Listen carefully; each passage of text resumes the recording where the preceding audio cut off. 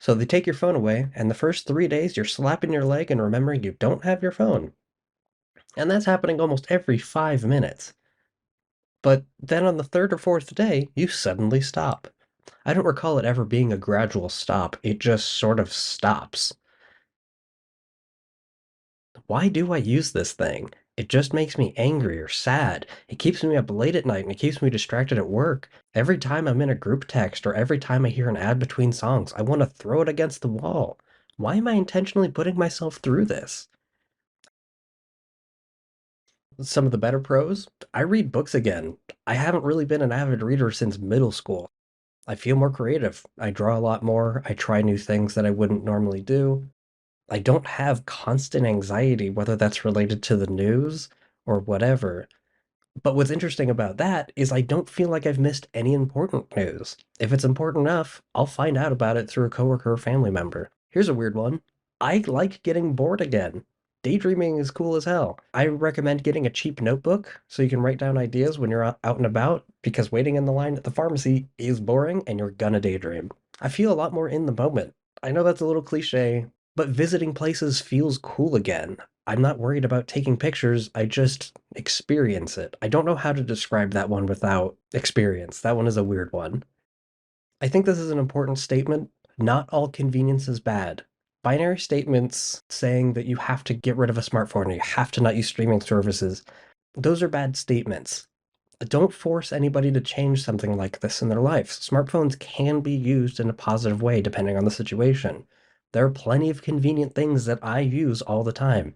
Dishwashers, YouTube tutorials, grocery stores, Discord. All of those things are incredibly convenient and they do make my life easier. The key is moderation, as with all things. I don't need a magical black rectangle in my pocket to solve all of my problems all of the time. I don't think I've missed out on anything by rejecting some of these conveniences. Convenience comes at a cost. It's up to you to decide what cost you're willing to pay. What if I don't want to give up my smartphone, but I want to make it less addicting? Honestly, be mindful of your usage. Knowing is half the battle. Another important thing would be to set boundaries for yourself. Maybe some things you could do would be to not use your smartphone after a certain time before bed, or don't use your smartphone in your bedroom at all.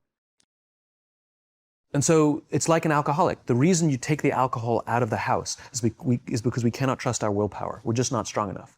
But when you remove the temptation, it actually makes it a lot easier. If you don't have the phone, you just kind of enjoy the world. And that's where ideas happen. The constant engagement is not where you have innovation and ideas. Ideas happen when our minds wander and we go, and you see something, I bet they could do that.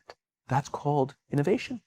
Right? But we're taking away all those little moments. None of us should charge our phones by our beds. We should be charging our phones in the living rooms. Remove the temptation. You wake up in the middle of the night because you can't sleep, you won't check your phone, which makes it worse. But if it's in the living room, it's relaxed, it's fine. But it's my alarm clock. Buy an alarm clock. They cost $8. I'll buy you an alarm. The point is we now, in industry, whether we like it or not, we don't get a choice. We now have a responsibility to make up the shortfall and to help this amazing, idealistic, fantastic generation build their confidence, learn patience, learn the social skills, find a better balance between life and technology. Because, quite frankly, it's the right thing to do.